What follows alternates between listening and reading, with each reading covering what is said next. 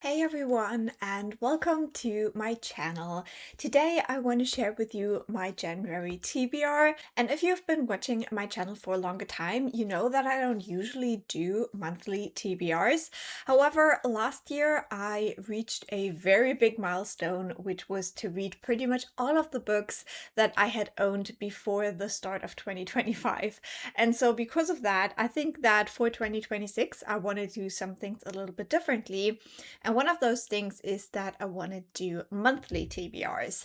Now, I thought I would see how it goes. I really like to stick to my TBRs, so I don't want to do videos where I show you like 10 books that I never end up actually reading.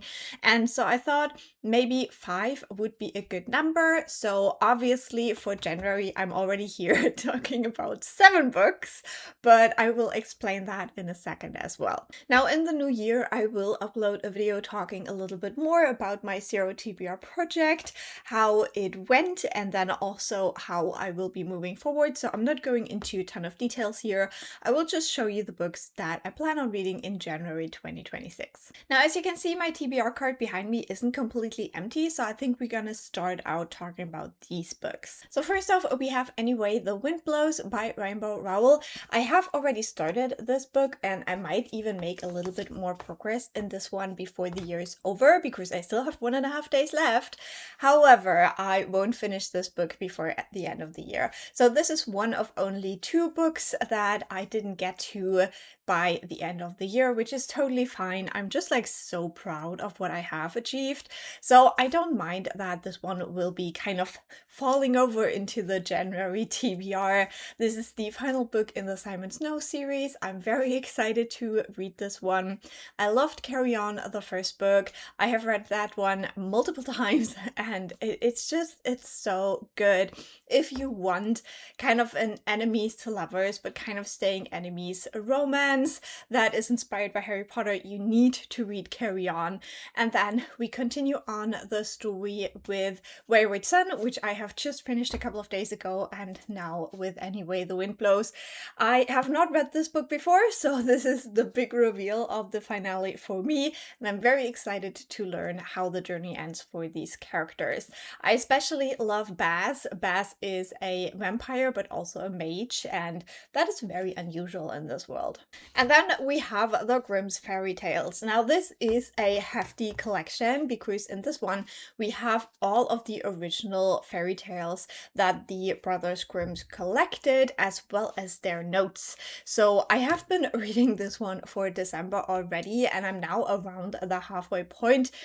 This is a 3-volume book, or a 3-volume collection, and I have the second volume left. I have read a little bit of that already, and then I obviously read the accompanying notes to that, but there's also more content in the 3rd volume, so we'll have to see what that is all about.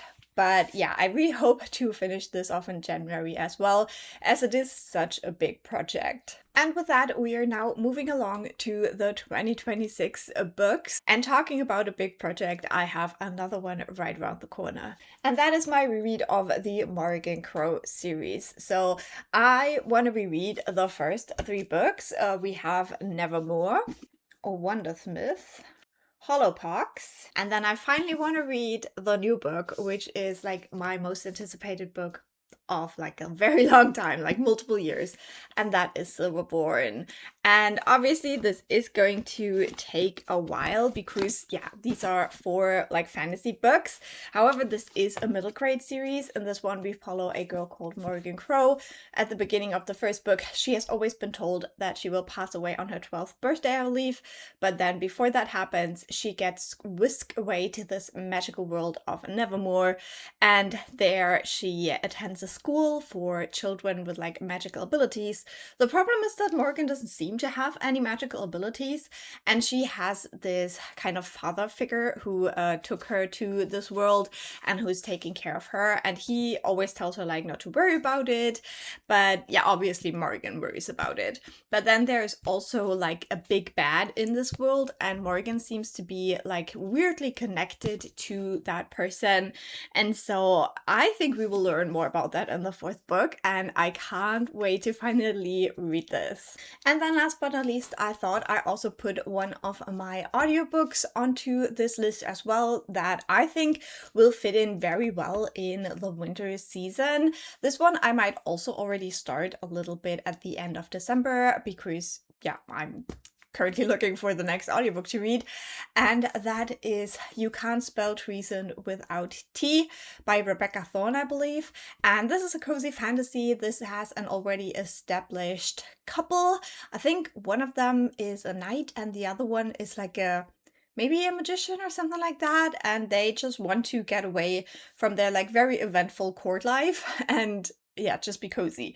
I don't know too much about that one, but I'm very excited. I bought that audiobook in a Libro FM sale last year, and so I feel like now is the perfect time to listen to that one. So these would be my priority TBR goals for January. We'll see how it goes. Historically, January is not a very good month for me when it comes to reading. It is also my birthday month, and that usually means that I do have some other things going on, like celebrating my birthday, but we'll see how it goes. I'm like very confident with the Morrigan Pro books that I can read them really fast. So I hope that even though this TBR is a lot bigger than I wanted to, go forward with the TBRs, I still hope it's not unrealistic. And I'll probably read other books as well. I usually get to more than one audiobook, for example, so we'll just see where the month takes us. If you want to see which books I actually end up reading, then you can subscribe to my channel and watch my reading vlogs or my wrap-ups. I would love to have you here.